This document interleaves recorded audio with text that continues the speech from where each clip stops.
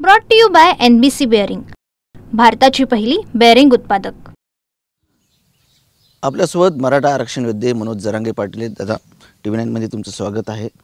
Hyderabad gadget आल्यापासून मराठा समाजाला त्याच्यामधून आरक्षण भेटणारच आहे, परंतु आता बंजारा समाज असेल किंवा इतर समाज असतील ते पण मागणी करतात की आम्हाला त्या गॅजेटचा फायदा व्हावा। तुम्ही कसं बघता एक आंदोलक म्हणून? बाकीच्या समाजापेक्षा बंजारा समाज हा खूप कष्टाळू आहे आणि कधी कोणाच्या आद्यामाद्यात नसतो।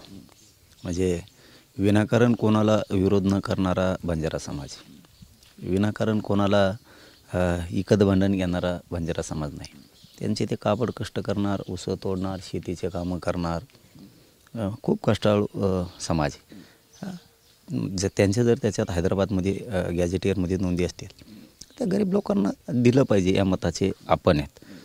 कारण खूप राज्याच्या पाठीवर जर बघितलं तर खूप भटकंती करणारा, खूप कष्ट करणारा गावगाड्यातला एक प्रमुख घटक बंजारा समाज आहे। सगळ्याशी प्रेमानं राहणारा, मराठ्यांशी बंजारा समाजाचं कधीच नाराज आहे किंवा असं काही विषय नाही। त्यामुळे हसी खेळीनं राहणारे ते तांड्यावर राहणारे लोक आहेत, परंतु गावाशी निगडीत, गावाशी संपर्क ठेवणारे, गाव आणि तांडा हे एक चांगलं समीकरण आहे राज्यात। त्यामुळं त्यांच्या नोंदी असतील तर गरिबाच्या लेकराला न्याय मिळाला पाहिजे या मताचे आम्ही। आज याच मागणीसाठी जालन्यामध्ये आणि बीडमध्ये मोर्चा निघणार आहे, आपला पाठिंबा असणार त्याला? मी सांगितलंच ना, आता मी सांगितलं ना मागं, त्यांचे खूप लोक हॉस्पिटलला मी होतो त्यावेळेस भेटायला आले होते आणि त्यांनी बोलवलं पण होतं की आपण मोर्चाला यावं, पण जास्त चालता येत नाही आहे मला आणखीन उपोषणामुळं, सुट्टी झाल्यामुळं, त्यामुळं जाता नाही आलं। आपण त्यांच्या पाठीशी जर नसतो तर बोललोच नसतोच ना। आपण गरिबांच्या पाठीशी मराठा समाज कायम राहणार। राष्ट्रवादी काँग्रेसचे ज्येष्ठ नेते शरद पवार असं म्हटलेत की काही जिल्ह्यामध्ये सामाजिक कटुता निर्माण झाली आहे। वंजारी समाजाच्या व्यक्तीनं दुकान टाकलं तिथे मराठा जात नाही, मराठा समाजाचं दुकान टाकलं म्हणजे मराठा व्यक्तीनं दुकान टाकलं तिथे वंजारी समाजाचं व्यक्ती जात नाही, अशी एक कटुता निर्माण झाली राज्यामध्ये। नाही, आम्हाला नाही दिसली, राजकारणी लोकांना कशी दिसती माहीत नाही, पण एक 4-2 जर सोडले टवाळखोर तर बाकी सगळा समुदाय एकमेकामध्ये। तशी जर रूढ पडली तर 50-55% राज्यात एकटाच मराठा आहे। तशी जर रूढ पडली ना तर उपासमारीची वेळ येईन लोकांवरती, कारण मराठ्यांनी बी जर ठरवलं मग कुठं जायचंच नाही तर बाकीच्यांचं खूप मोठा देवारा होईल मग। त्यामुळं राजकारणी लोकांना कसं दिसतंय मला नाही माहीत, परंतु एक दोन जर सोडले तर गाव पातळीवर, गावखेड्यात सगळा समुदाय एकत्र आहे, हसतो, खेळतो, उठतो, थोड्या दिवसाची नाराजी असली तरी सोडून देतो, खरं मान्य करतो आणि त्यांना खरं मान्य झालं आहे। आता मान्य असं झालं की हैदराबाद गॅजेटच्या नोंदी येत राव त्यांच्या, असं OBC समाज मात्र बोलतो।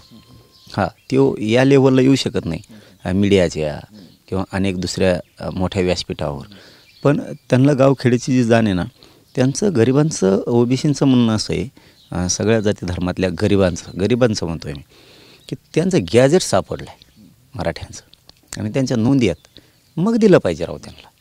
हे असं नाही ते त्यांचं नसतं मग मागितलं असतं तर ठीक होतं।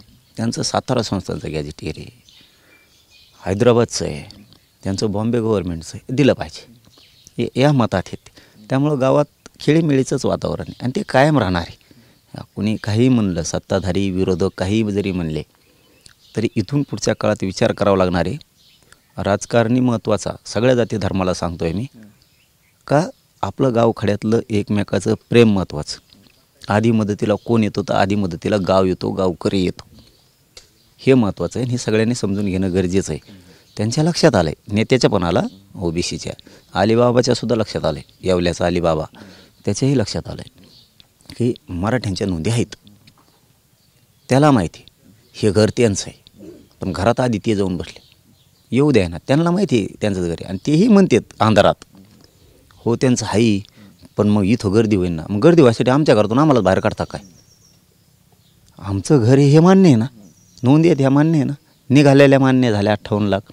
आता हैदराबाद गॅजेटच्या नोंदी मान्य आहेत त्यांना, सातारा संस्थांच्या नोंदी मान्य आहेत त्यांना, बॉम्बे गव्हर्नमेंटचं पण मान्य आहेत त्यांना. हां, मग एवढं जर मान्य आहे तर मग घरात येऊ कसं काय नका म्हणता तुम्ही? ते म्हणते घर तुमचंच आहे, ते खरं आहे, नोंदी आहे तेच तुमचं सगळं खरं आहे, पण घरात गर्दी होईन ना, म्हणजे आमच्याच घरासून आम्हालाच घराच्या बाहेर काढता का? हे त्यांना पटलं आहे. आणि हे देवेंद्र फडणवीस साहेबाला पटलं, एकनाथ शिंदे साहेबाला पण पटलं आहे, आणि विशेष करून विखे पाटील साहेबालासुद्धा ही गोष्ट पटली की मराठ्यांच्या नोंदी आहेत ह्या खऱ्या आहेत, हे खरे ओबीसीचे चेहरे आहेत म्हणजे मराठा समाज. पण हे घर मराठ्यांचं आहे हे यांना पक्कं कळालं आहे. फडणवीस साहेबाला, एकनाथ शिंदे साहेबाला, विखे पाटील साहेबाला, जी त्यांची सगळी टीम आहे, शंभूराजे देसाई साहेब असतील, उदय सामंत साहेब असतील, ह्या सगळ्या टीमच्या लक्षात आलं आहे की हे मराठ्यांचंच घर आहे, हे मराठ्यांचंच घर आहे. फक्त घर असून ते म्हणतात आत येऊ नका, आता आम्ही येत, म्हणजे आमचं घर असून आम्हाला ठेवा बाहेर, म्हणजे आम्हाला काळोखात ठेवायचं. बाहेर की रानदार आहे, मुसळधार पाऊस आहे, विजाचा कडकडाट आहे, त्याच्यात आम्ही झोडपायचं घर आमचं असून, आणि तुम्ही आतून मजा बघणार आमच्याच घरात बसून. परत म्हणणार हा आपण त्यांच्याच घरात येत, कसे झोडपत येत बाहेर, कसे तरफडत येत, कसे तळमळत येत, म्हणजे आमचं घर असून आमच्या घरात तुम्ही घुसला आणि आम्हालाच बाहेर घेता, हे मान्य आहे आता मुख्यमंत्र्यांना सुद्धा. त्यामुळं त्यांनी बी आता लावून धरलेलं की खरं जे आहे ते मी देणार आहे. खरं जे हे ते एकनाथ शिंदे साहेब पण म्हणतात, शंभूराजे देसाई साहेब पण म्हणतात, उदय सामंत साहेबसुद्धा म्हणतात, सगळेच मंत्री म्हणतात. आणि विशेष करून फडणवीस साहेबांनी विशेषातलं विशेषात जर म्हणलं तर विखे साहेब पाटील साहेब म्हणतात आम्ही देणार, कारण त्या नोंदी आहेत, हां तुम्ही त्यांचं ते सोडा, आत येऊ नका, गर्दी होऊन. मुख्यमंत्र्यांनी असं स्पष्ट केलं आहे की ओबीसीमध्ये कुणी बोगस व्यक्ती येणार नाही, ज्यांच्या कुणबी नोंदी आहेत त्यांनाच प्रमाणपत्र भेटतील. हो खरंच आहे ना, मग ते खरंच आहे. हैदराबाद गॅझेटियर काय सांगतं, जालना जिल्ह्यात 2,36,000च्या आसपास कुणबी आहेत, म्हणजे संभाजीनगर जिल्हा धरून, संभाजीनगर आणि जालना पूर्वी एक होता, हे 2.5 लाख गेले कुठं? हे जे कुणबी दाखवले नांदेडमध्ये मला वाटतं 1,36,900 काहीतरी दाखवले, हे कुठे गेले? हे गेले कुठं? 1,39,000 बीड जिल्ह्यात त्या काळी, हे कुठे गेले?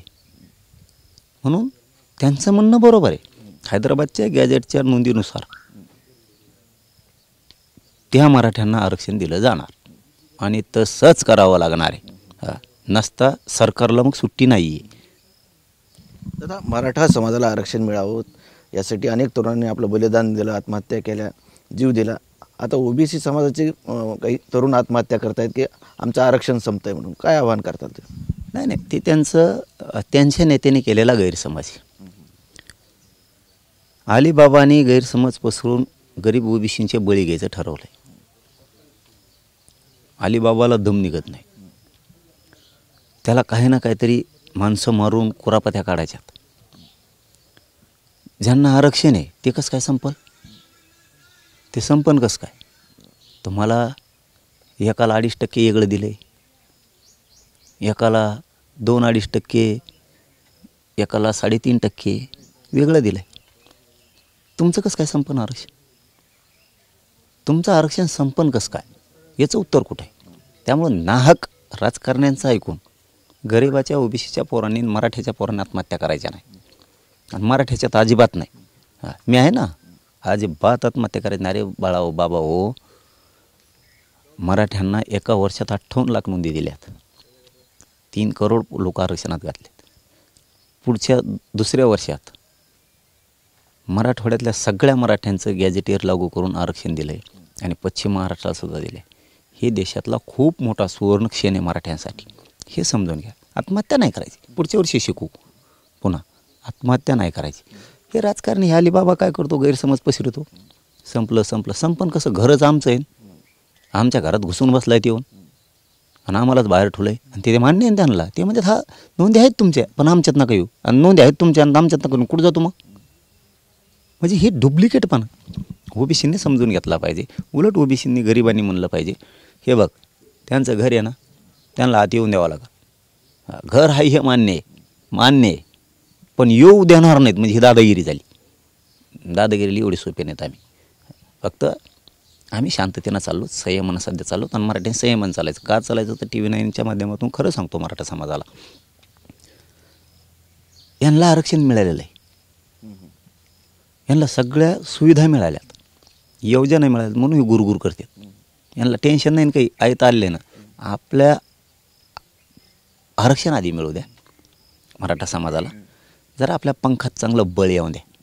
मग गुरगुर करणाऱ्याला बघून आपण मराठी आहेत, आणखीन आपल्या हातापादरात चांगलं येऊ द्या. आरक्षण येईल, त्याच्या योजना येतील, शिक्षणात येईल, नोकऱ्यात येईल, परत घरकुलं येतील. मग माणूस चारही बाजूनं चांगला डेव्हलप होईल. आणि त्या टायमाला बघून गुरगुर करणारला सध्या गुरगुर करून द्या, त्यांना वाटू द्या आपण भेटतो त्यांना. आज मुंबई उच्च न्यायालयात हैदराबाद गॅजेट संदर्भात सुनावणी होणार आहे. या संदर्भात काय माहिती घेतली तुम्ही? हा सरकार आहे ना, सरकारची जबाबदारी ती टिकवणं, लढणं, वकिलांची फौज देणं, महाधिवक्ता उभा करणं, सरकारी वकील उभा करणं, ती सरकारची जबाबदारी. कारण आम्ही लढून मिळवलं, ते सरकारनं टिकवणं ती जबाबदारी. आणि त्याला काहीच होत नाही गॅजेटियरला. त्याला जर होतं आहे ना, 54चा JR 0 मिनिटात गेला म्हणून समजा. हो, जशी आमची तातडीनं सुनावणी घेतली हैदराबाद गॅजेटियरच्या JRची, 94च्या JRची आणि 50% वर गेलेल्या 2% तातडीनं सुनावणी घ्यावं लागणार आहे. आणि हे अलिबाबाला येवल्याचं चांगलं माहिती. हो, कारण हे उडतं आहे. कारण समोरच्याने विचार करायचा असतो, आपण सुद्धा काचाच्या घरात राहतो आहे. हां, दुसऱ्याच्या घरावर दगड हाणायला गेला, काचाच्या घरावर घर फुटतं. आपण सुद्धा काचाच्या घरात राहतो, हे ध्यानात ठेवायचं. नक्कीच हे होते मनोज जरांगे पाटील. कॅमेरामन अमित आडेसह Sanjay Sarode, TV9 Marathi, Antarwadi Sarati, Jalna. Brought to you by NBC bearing, भारताची पहिली बेअरिंग उत्पादक.